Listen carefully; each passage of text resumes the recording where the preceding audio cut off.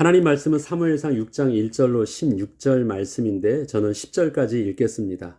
여호와의 궤가 블레셋 사람들의 지방에 있은 지 7달이라 블레셋 사람들이 제사장들과 복술자들을 불러서 이르되 우리가 여호와의 궤를 어떻게 할까? 그것을 어떻게 그 있던 곳으로 보낼 것인지 우리에게 가르치라. 그들이 이르되 이스라엘 신의 궤를 보내려거든 거저 보내지 말고 그에게 속건제를 드려야 할지니라. 그리하면 병도 낫고 그의 손을 너희에게서 옮기지 아니하는 이유도 알리라 하니 그들이 이르되 무엇으로 그에게 드릴 속건제를 삼을까 하니 이르되 블레셋 사람의 방백의 수요대로 금 독정 5과 금쥐 5마리라야 하리니 너희와 너희 통치자에게 내린 재앙이 같음이니라. 그러므로 너희는 너희의 독한 종기의 형상과 땅을 해롭게 하는 쥐의 형상을 만들어 이스라엘 신께 영광을 돌리라. 그가 혹 그의 손을 너희와 너희의 신들과 너희 땅에서 가볍게 하실까 하노라. 애굽인과 바로가 그들의 마음을 완악하게 한 것 같이 어찌하여 너희가 너희의 마음을 완악하게 하겠느냐. 그가 그들 중에서 재앙을 내린 후에 그들의 백성을 가게 함으로 백성이 떠나지 아니하였느냐. 그러므로 새 수레를 하나 만들고 멍에를 메어보지 아니한 젖나는 소 2마리를 끌어다가 소의 수레를 메우고 그 송아지들은 떼어 집으로 돌려보내고 여호와의 궤를 가져다가 수레에 싣고 속건제로 드릴 금으로 만든 물건들은 상자에 담아 궤 곁에 두고 그것을 보내어 가게 하고 보고 있다가 만일 궤가 그 본 지역길로 올라가서 벳세메스로 가면 이 큰 재앙은 그가 우리에게 내린 것이요 그렇지 아니하면 우리를 친 것이니 친 것이 그의 손이 아니요 우연히 당한 것인 줄 알리라 하니라. 아멘. 하나님의 시선과 하나님의 관심은 언제나 하나님의 백성을 향하여 있습니다. 하나님께서는 당신의 백성을 향한 언약의 성취를 이루시기를 원하십니다. 세상 나라의 큰 것보다 하나님 나라의 작은 것에 더 세밀한 관심을 가지고 계십니다. 우리는 지금 블레셋 안에서 일어나고 있는 사건들을 볼 때 블레셋 사람들의 시선에서 그 사건을 보기 전에 하나님께서 이스라엘 백성들을 향하여 말씀하시기를 원하시는 것이 무엇인지에 관심을 가지고 보아야 합니다. 지금 블레셋에서는 하나님의 언약궤로 인하여 7개월 동안 심각한 재앙이 발생했고 또 고통을 당하고 있지만 이스라엘은 그러한 사실을 잘 알지 못한 채 하나님의 언약궤를 빼앗긴 지 7달이 지난 시점입니다. 이스라엘 백성들은 4만 3천 명이나 죽임을 당하였고 하나님의 제사장들은 모두 죽었으며 하나님의 언약궤는 빼앗겼고 성전의 제사는 더 이상 드릴 수 없게 되었습니다. 이스라엘의 총체적 위기와 절망이 닥친 것입니다. 어느 것 하나 새롭게 붙잡고 시작할 수 있는 소망의 작은 끈조차 남아있지 못한 상태입니다. 인생에 의지할 어떠한 가능성에 작은 부분도 남아있지 못한 상태입니다. 절망 그 자체인 것입니다. 그렇게 7개월이 지나고 있는 시점이었습니다. 어떻게 하나님께서는 당신의 백성 이스라엘이 이러한 지경이 되도록 침묵하고 계실까요? 인간적으로 본다면 만약에 하나님이 살아계시다면 하나님의 백성에게 일어나는 이러한 일들에 대해서 절대 가만히 계실 수 없는 상태인 것 같은데 말입니다. 우리는 블레셋의 제사장들과 복술자들이 이 사건을 바라보고 해결하려는 대화 내용을 관찰자의 입장에서 보게 하는 본문의 내용을 통하여 하나님께서는 그동안 이스라엘 백성들에게 발생했던 일들을 지금 블레셋에서 일어나고 있는 상황을 통하여 그렇게 보라고 하시는 것임을 알 수 있어야 하겠습니다. 사무엘상 6장 6절의 내용입니다. 애굽인과 바로가 그들의 마음을 완악하게 한 것 같이 어찌하여 너희가 너희의 마음을 완악하게 하겠느냐. 그가 그들 중에서 재앙을 내린 후에 그들이 백성을 가게 함으로 백성이 떠나지 아니하였느냐.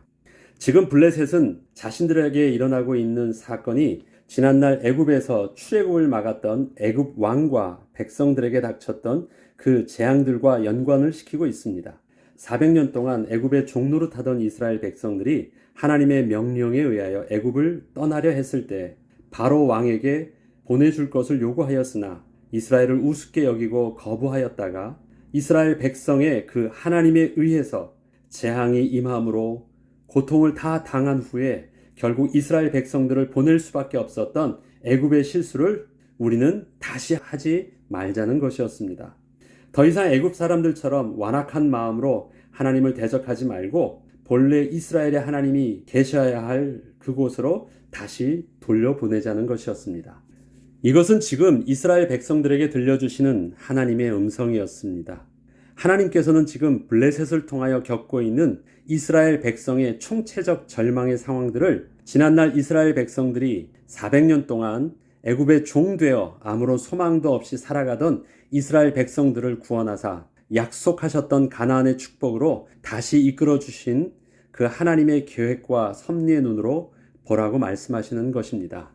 이와 같이 이스라엘 백성은 어떠한 소망을 품을 수 없던 총체적 절망 상태에서 7개월을 보내고 있는 동안 하나님께서는 블레셋 땅에서 하나님의 거룩과 영광을 드러내 보이고 계셨습니다. 사람의 손에서 그렇게 함부로 할 수 있는 우상 같은 분이 아니라 전능하신 만군의 여호와 하나님이 어떠한 분이신지를 저들에게 보여주고 계셨습니다. 사실 이것은 블레셋을 위한 일이 아니셨고 이스라엘 백성들이 깨달아야 할 하나님의 거룩과 영광의 모습이었습니다. 블레셋을 통하여 이스라엘 백성들에게 말씀하시는 하나님의 음성이었던 것입니다. 우리가 여호와의 궤를 어떻게 할까? 저들이 이렇게 의논을 하기 시작합니다. 사무엘상 6장 1절로 2절에는 여호와의 궤가 블레셋 사람들의 지방에 있은 지 7달이라 블레셋 사람들이 제사장들과 복술자들을 불러서 이르되 우리가 여호와의 궤를 어떻게 할까? 그것을 어떻게 그 있던 곳으로 보낼 것인지 우리에게 가르치라. 지난 7개월 동안 블레셋의 5개의 주요 도시에 일어났던 사건은 여호와의 궤로 인하여 일어났던 것임을 저들이 분명히 알고 있었습니다. 그 이유는 여호와의 궤가 옮겨가는 곳에서 여호와의 궤가 옮겨지면 즉시 발생했던 재앙들이었기 때문입니다. 저들은 더 이상 언약궤를 단순한 상자로 보지 않고 사람이 함부로 할 수 없는 하나님의 특별한 것으로 보게 된 것입니다. 다시 말해서 언약궤를 거룩하신 하나님의 권위와 수준으로 동일하게 대하지 않으면 안 되는 거룩한 성물로 인식하게 된 것입니다. 그렇다면 이러한 질문과 대화는 블레셋 사람들과 같은 수준으로 하나님의 언약궤를 다루었던 이스라엘 백성들에게도 똑같이 적용해야 할 문제였습니다.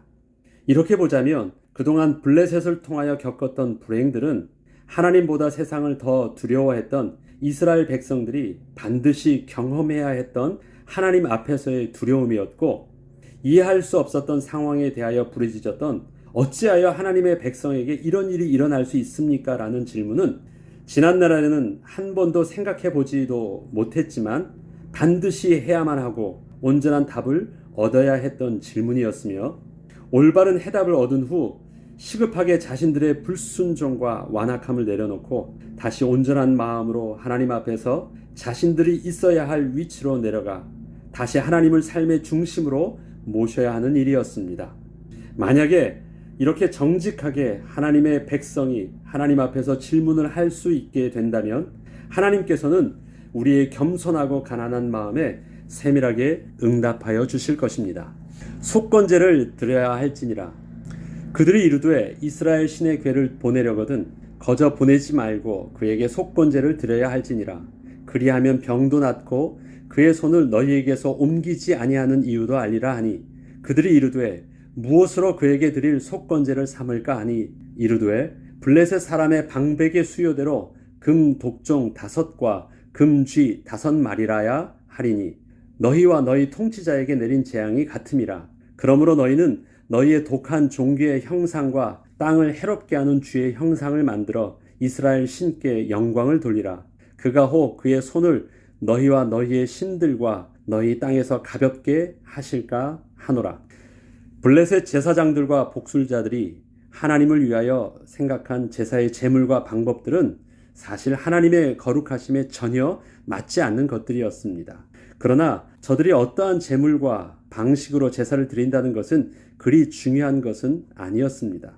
하나님께서는 저들을 통하여 이스라엘 백성들에게 말씀을 하시는 것이었기 때문이었습니다. 저들은 이렇게 하든 저렇게 하든 문제는 해결될 것입니다. 저들은 단지 자신들이 하나님 앞에서 하나님의 거룩을 훼손하는 범죄를 저질렀다는 죄에 대한 인식과 하나님과 동격으로 취급해야 했던 하나님의 성물을 함부로 다루었기에 그 죄를 해결할 속건제를 드려야 했으며 정확하게 그 값을 치루었을 때 하나님께서는 반드시 하나님의 진노를 푸신다는 사실을 가지고 그렇게 했던 것처럼 이스라엘 백성들도 하나님 앞에서 이러한 영적 원리를 깨닫고 그렇게 해야만 하는 것이었습니다. 이스라엘 백성들이 하나님께 드려야 할 온전한 속건제의 방법은 레위기서 5장 15절 16절에 잘 나와 있습니다. 누구든지 여호와의 성물에 대하여 부지 중에 범죄하였으면 여호와께 속건제를 드리되 내가 지정한 가치를 따라 성소의 세겔로 몇 세겔 은에 상당한 흠없는 수량을 양떼 중에서 끌어다가 속건제로 드려야 성물에 대한 잘못을 보상하되 그것의 5분의 1을 더하여 제사장에게 줄 것이요 제사장은 그 속건제의 숫양으로 그를 위하여 속죄한 즉 그가 사함을 받으리라. 이렇게 이스라엘 백성들은 블레셋을 향한 그 영적인 결론을 하나님 앞에서 스스로 죄에 대해서 인식하고 하나님께서 온전하게 가르쳐 주셨던 제사의 방식과 예물을 따라 드려야만 했습니다. 그렇기 때문에 지금 블레셋 사람들에게 자기들의 종교적인 의식과 종교적인 방법으로 해결했어도 하나님이 저들의 어떠한 방법과 수준과 상관없이 응답 주시는 것은 저들이 정확했기 때문이 아니라 단순히 메신저 역할만 하면 됐기 때문에 그렇게 한 것이었습니다. 다음은 베세메스로 향하여 가는 소입니다. 7절로 9절의 말씀에는 그러므로 새 수레를 하나 만들고 멍에를 메어보지 아니한 젖나는 소 2마리를 끌어다가 소의 수레를 메우고 그 송아지들은 메어 집으로 돌려보내고 여호와의 궤를 가져다가 수레에 싣고 속건제로 드릴 금으로 만든 물건들은 상자에 담아 궤 곁에 두고 그것을 보내어 가게 하고 보고 있다가 만일 궤가 그 본 지역길로 올라가서 베세메스로 가면 이 큰 재앙은 그가 우리에게 내린 것이요 그렇지 아니하면 우리를 친 것이 그의 손이 아니요 우연히 당한 것인 줄 알리라 하니라. 해결의 방법은 그들의 종교적인 생각과 의식에 따라서 앞서 속건제를 드리는 모습을 통해서 솔루션은 나왔습니다.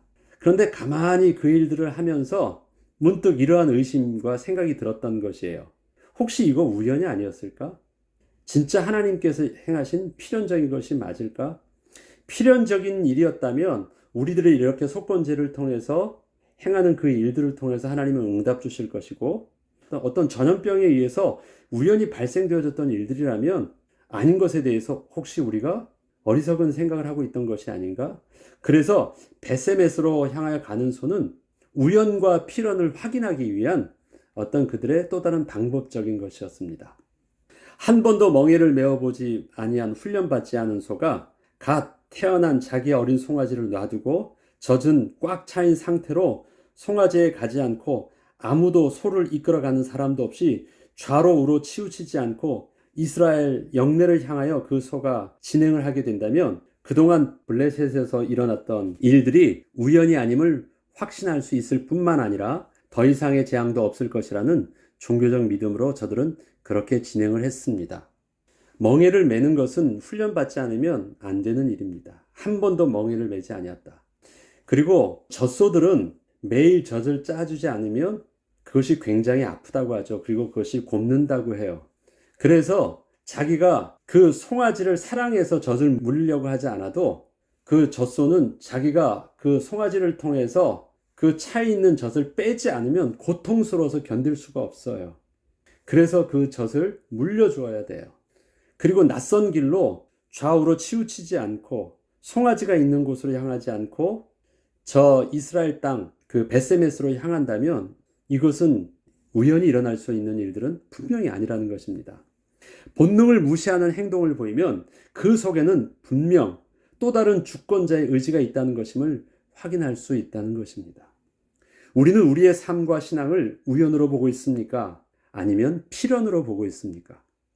도저히 일어나면 안 될 것 같았던 확실한 상황에서 일어났던 당황스러웠던 일들과 그것은 그저 그렇게 일어날 수도 있던 일이라고 넘어갔던 일들을 다시 되짚어 보면서 우리는 그동안 인식하지 못하고 간과했던 하나님의 자기 백성을 향하신 주권적 섭리에 대한 새로운 인식과 하나님께서 하신 일에 대한 하나님 앞에서의 정직한 고백이 다시 회복되어져야 하겠습니다.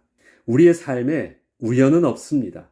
너무 늦은 것도 더 이상의 소망이 없는 것도 아닙니다. 하나님이 계시기 때문입니다. 하나님이 그 사랑하시는 백성에게 베푸시는 구원은 하나님의 능력 안에서 이루어지고 있는 그분의 주도적인 섭리이십니다. 우연히 되어진 일들이 아닙니다. 하나님께서는 지난날 당신의 사랑하시는 백성을 애굽 땅 종 되었던 곳에서 바로의 완악함에도 불구하고 전능하신 하나님의 능력으로 이끌어내시고 광야 40년을 창조의 기적으로 공급하시고 인도하여 주셨으며 마침내 가나안의 안식으로 하나님의 언약을 온전히 이루어 주셨던 것처럼 여전히 오늘을 살고 있는 우리에게서도 우리의 삶을 통하여 동일한 하나님의 구원의 은혜를 베푸실 것을 오늘의 본문의 말씀을 통하여 하나님은 또한 우리에게 약속하여 주시고 있습니다. 우리는 빨리 하나님 앞에서 하나님의 말씀이 더 이상 땅에 떨어지지 않고 그것을 듣는 자마다 두 귀가 울리리라는 사무엘상 3장 11절의 말씀처럼 하나님의 말씀이 내게 말씀하시는 하나님의 음성에 경외함을 가지고 사실적으로 반응하며 부정했던 모든 것들을 내려놓고 우리의 예배와 삶을 새롭게 회복해야 하겠습니다. 우리가 여호와에게를 하나님 어떻게 해야 할까요? 그동안 우리의 하나님을 향한 신앙생활들이 하나님 한 분만으로 만족을 위한 삶의 목적이 아니라 하나님을 나 자신의 만족을 위한 수단으로 삼고 있었다면 우리는 다시 하나님 앞에 나아가 겸손하며 진실한 질문이 우리의 기도를 통하여 온전하게 회복되길 기도하겠습니다. 하나님 아버지, 우리가 여호와의 궤를 어떻게 해야 할까요? 이것이 고통당했던 블레셋 사람들의 질문이 아니라 또 이스라엘 백성들의 질문이 아니라 오늘을 살고 있는 삶의 현실의 문제 속에서 고통당하는 우리의 질문이요 나의 질문이 되어지길 원합니다. 겸손히 하나님 앞에 기도할 때 하나님께서는 우리의 눈을 열어주시고 우리에게 정직한 마음을 창조하여 주시고 겸손한 마음을 회복시켜 주셔서 우리의 잘못이 우리의 죄가 거룩하신 하나님 앞에서 온전히 드러나게 하시고 우리에게 죄라고 말씀하실 때 우리가 담대하게 용기를 내어 그 은혜의 얼굴을 구하며 회개하게 하셔서 빨리 돌이켜서 다시금 하나님의 축복 속으로 인도받는 은혜가 있게 하여 주옵소서. 감사드리며 우리 주 예수 그리스도 이름으로 기도합니다. 아멘.